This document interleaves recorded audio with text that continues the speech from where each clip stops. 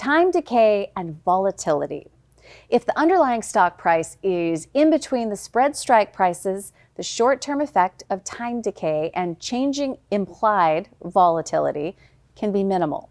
Because you have both a long and short option position, the effects of these factors on one leg of the spread can tend to offset the other.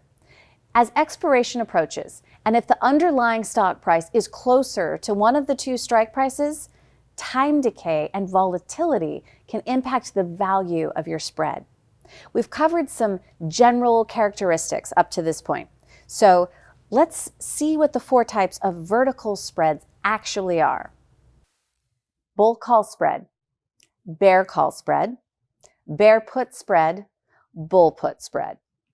We would like to thank you for taking the time to watch the videos that we have put together for you today. Take a look and subscribe to our YouTube channel, our Instagram, our Facebook page, and reach out if you have additional questions. We would love to hear from you.